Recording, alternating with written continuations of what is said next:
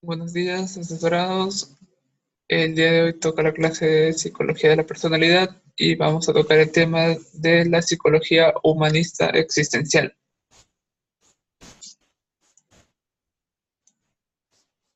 Dentro de las nociones básicas están conocer los principios filosóficos, los principios psicológicos, los principios epistemológicos y los metodológicos, y conocer a los dos principales autores de estas teorías, que son Carl Rogers con su terapia centrada en la persona y Abraham Maslow con su enfoque de la motivación o de la pirámide de Maslow. ¿En qué consiste este enfoque? Eh, Está denominado la tercera fuerza de la psicología porque surge en contraposición a lo que es el psicoanálisis y a lo que es el conductismo, y tiene sus raíces fijamente en posturas filosóficas. Los primeros psicólogos que se proclamaron humanistas tenían una cercanía eh, a la postura adleriana o la psicología individual.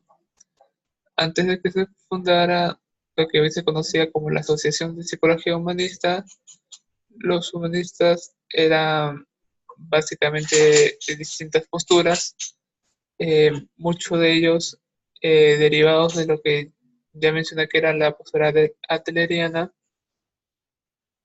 pero que ya en un futuro se conjuntaría en lo que es esto, en la Asociación de Psicoanalistas Humanistas. Hay ciertos principios en este enfoque, ciertos postulados que ellos toman como verdaderos acerca de las personas. Por ejemplo, el ser humano posee dignidad y valor. Todos los seres humanos poseen una dignidad y valor inherentes y inalienables, o sea, que es propia de la persona y que simplemente por el hecho de ser humano ya tenemos dignidad y ya tenemos valor. Nada de lo que podamos hacer o eh, que haríamos nos da o nos hace perder estos atributos, por más malo que sea visto por la sociedad. De esto se deriva una norma que es el ser debe ser siempre tratado en conformidad a sus valores y con dignidad. Nunca ha de ser maltratado o limitado. La otra sí vendría siendo que el ser humano es libre y responsable. Somos capaces de conducirnos libremente y responsablemente. Tenemos un libre albedrío y la responsabilidad también de nuestros propios atributos, de nuestros atributos intrínsecos. Que el hombre sea libre significa que tiene la capacidad de moldear su destino o mínimamente resistirse a las fuerzas que actúan sobre él. Esto va en contraposición de lo que decía el conductismo anteriormente, ¿no? Que solo somos o que solo nos determinan los estímulos externos y que solo respondemos a las variables del entorno.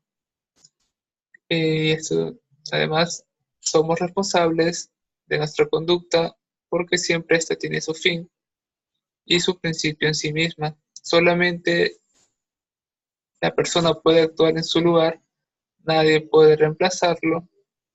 Incluso cuando obedece, es responsable de ceder a un tercero su facultad de conducirse libremente y de manera responsable. O sea, inclusive si estamos siguiendo a otra persona, nosotros tenemos la responsabilidad y la facultad de ser dirigidos. También podemos optar por que no sea así. La naturaleza humana es neutra, o bien positiva, pero en ningún caso negativa. Esto también surge en contraposición a lo que es el psicoanálisis, que planteaba que los niños inherentemente eran perversos, esto, tenían una postura negativa, pero el humanismo propone que el ser humano por naturaleza tiende a ser prioritariamente ligado a lo que es una actitud positiva, a lo que es una actitud de crecimiento, de salud, al bien.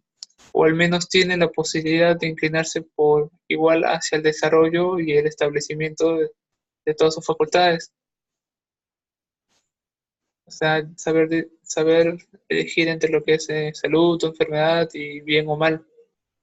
Se asume que de estar presentes a lo largo de ciertas condiciones favorables, como ellas eh, físicas, de alimentación, de abrigo, psicológicas como respeto y aprecio, las personas se predisponen hacia el crecimiento, hacia la salud, hacia el bien y no hacia el opuesto. En cambio, cuando tales condiciones no están presentes o no hay forma de evitarlos en un contexto determinado, si se logra llevar a un largo plazo, es cuando las personas se estancan, se enferman y tienden hacia el lado del mal. Los principios psicológicos. El ser humano está impulsado por una tendencia innata a la autorrealización. El ser humano por naturaleza tiende a no solo autoconservarse, o sea, no solamente vivir por estar vivo o por estar saludable, sino también a la realización de sus potencialidades. Las personas nacen con diferentes potencialidades que reclaman ser actualizadas. Esta actualización significa satisfacer adecuadamente las necesidades que se tienen y desarrollar cuando menos las capacidades latentes o más significativas. Tanto pueden ser estos como físicas, emocionales, intelectuales, sociales u otras. En otras palabras, las personas se ven impulsadas desde adentro, desde uno mismas, para preservar el bienestar básico. Pero más que eso, la actualización es la medida de cómo ellos desarrollan y logran potenciar sus capacidades y sus talentos innatos. Otra postura psicológica es que el ser humano es dinámico. La tendencia a la autorrealización se desprende otra característica. El ser humano no solo busca satisfacer sus necesidades, sino encontrar nuevas. No solo busca satisfacer los anhelos, no solo busca lo material, sino busca cumplir un propósito y enfrentar desafíos.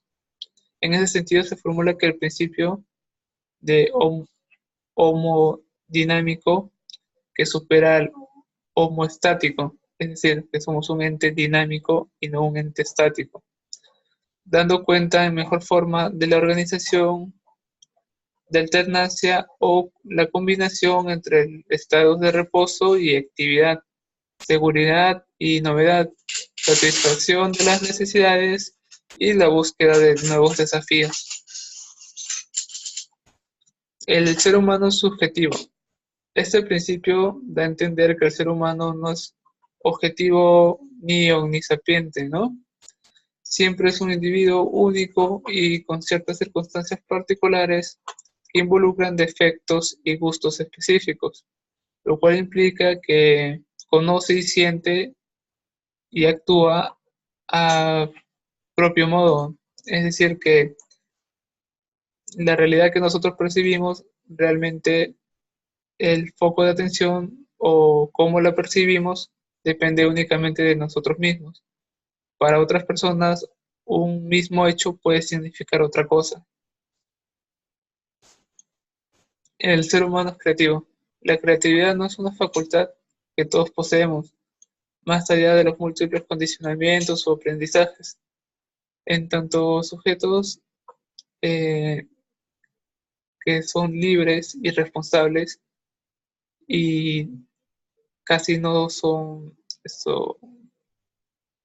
creativos ni espontáneos, bastándonos en que debemos hacernos cargo de esa subjetividad que estábamos hablando en el anterior punto para poder actuar creativamente. Siempre que estamos creando, inventando o poniendo cambios o modificaciones, e imprimimos nuestro sello o nuestra misma forma de ser, haciéndolo a nuestro modo. El ser humano está dotado de razón y, mejor que eso, de sabiduría. La razón es siempre parcial, La verdadera sabiduría es la integral. La razón es una facultad únicamente cognitiva. La sabiduría es más holística, abarca más que solo la cognición, que solo la mente, porque desprende de y comprende al conjunto de todas las facultades humanas.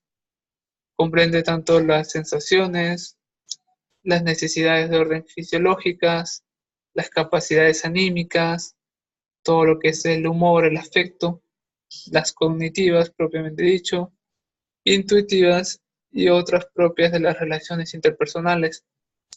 La razón nos entrega lo útil, lo rápido, lo eficaz. La sabiduría nos revela lo más valioso, lo óptimo, lo mejor. La razón es útil, pero la sabiduría es mucho más que eso, es fundamentalmente valiosa. El ser humano se orienta por sistemas de valores. El comportamiento no solo es resultado de las necesidades de impulsos básicos, sino también de valores y creencias que adoptan las personas. No solo somos estos animales que son guiados por algún tipo de impulso para satisfacer de la manera más rápida nuestras necesidades, sino que también poseemos un patrón de valores adquiridos y un patrón de creencias.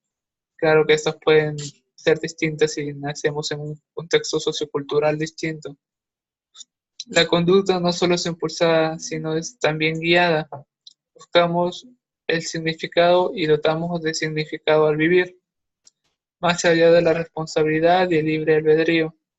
Las personas incorporamos principios que orientan nuestro comportamiento, creencias que interpretan su significado y valores que le dan sentido y coherencia. Tales principios, valores y significados usualmente se encuentran organizados de manera lógica. Esto quiere decir que están interconectados. Generalmente se da patrones de conducta según estos valores, estas creencias que ya has formado desde una niñez y que se suelen concretar o hacerse más notorio cuando vas creciendo. El ser humano constituye proyectos de vida. Las personas diseñan planes personales o se suman a proyectos colectivos, fijándose metas y actúan con propósitos que continuamente se renuevan. El hombre es un constructor de proyectos y en un sentido existencial, el más relevante de todos los proyectos es su propia vida o su proyecto vital.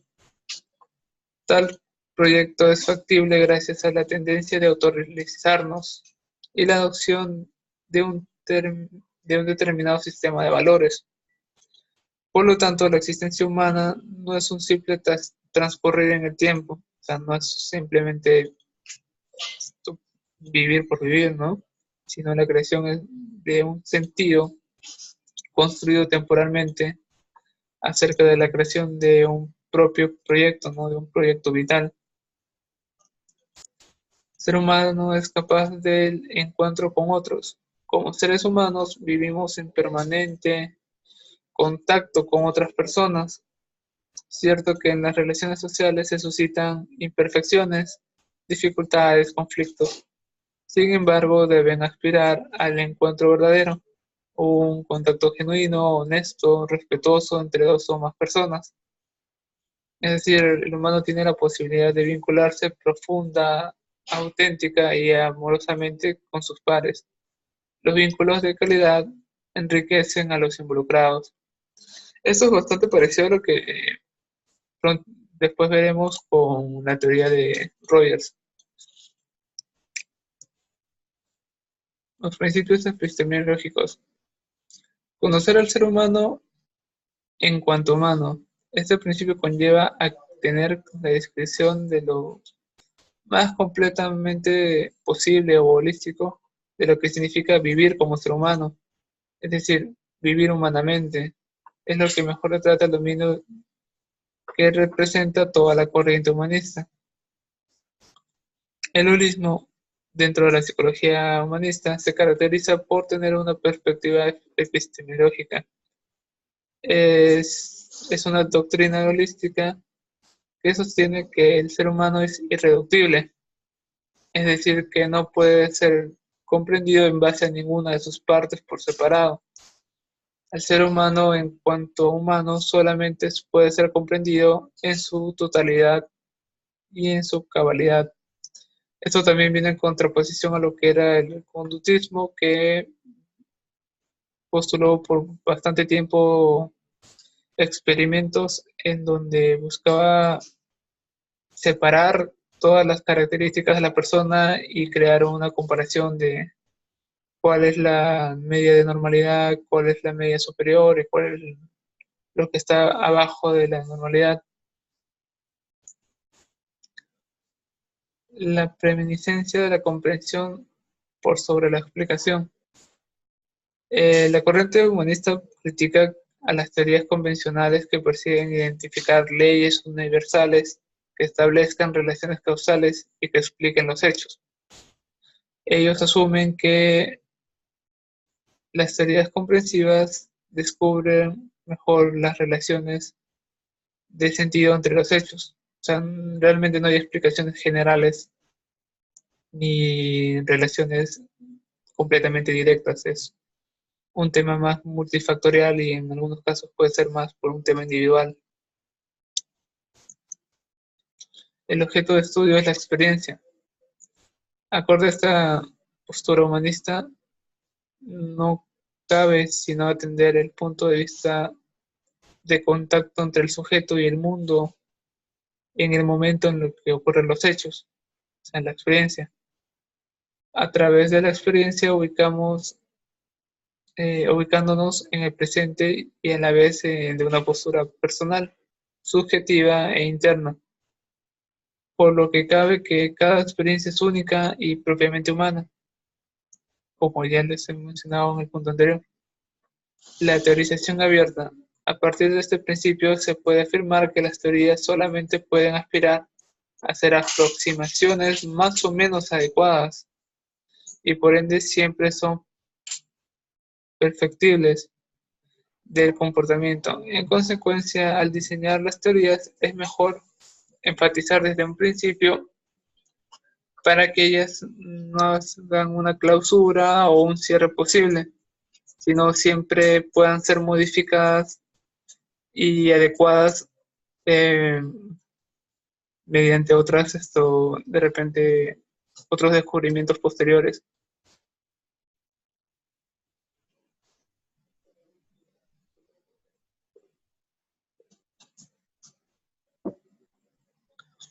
Los principios metodológicos. Hay una preferencia por las metodologías cualitativas en contraposición a lo cuantitativo. La naturaleza humana es tal que reside a ser cuantificada. El fenómeno humano es básicamente cualitativo. Por ello, son las metodologías de esta clase las que pueden plasmar de manera más fidedigna la experiencia humana. Entre ellas, la fenomenología, que es el estudio de los fenómenos tal como se aprecian a la conciencia. En este método, por excelencia, es el que satisface los requerimientos de la corriente humanista. Hay una preferencia por los estudios ideográficos. A partir de este principio se dicta que la aplicación de leyes científicas o nomotécnicas en el estudio del comportamiento, la corriente humanista se prefiere los estudios ideográficos que permiten ir a fondo con un individuo o con un grupo y que obtienen un conocimiento y una comprensión restringida a cierto grupo, pero más válida. Hay una preferencia por los temas morales o relevantes para la corriente humanista en el ámbito de la ciencia psicológica. Se deben estudiar aquellos temas relevantes y valiosos que permiten aprender más ampliamente el tema del comportamiento. Y ahora entramos a los principales autores de esta teoría. Primero tenemos a Rogers, que postuló el enfoque centrado en la persona. Rogers tenía supuesto de que a un paciente o a cualquier persona que viniera a su terapia no se le debería llamar paciente, porque ya connota que tiene algún tipo de enfermedad, sino debería ser llamado cliente como una persona que está abierta a que se explore su propia existencia. La intención se focaliza en que las personas sean capaces de admitir sus posibilidades de crecimiento, sus limitaciones y sus incapacidades. Para Rogers es un proceso, o sea, es decir, que el ser humano a lo largo de su vida se va construyendo, se moldea, se realiza, pero esto es permanente. Este proceso siempre es en beneficio de uno mismo. En ese sentido, la personalidad se forja basada en las experiencias cotidianas y en la tendencia actualizante de cada persona. Este modelo también postula que la autoestima, digo, que la personalidad es algo que se construye y nunca deja de modificarse a lo largo. Sigue hablando, al parecer, en este caso no sé si es que se tira de la ¿No se ha abierto algo? ¿Lo guardó? A ver, espérate.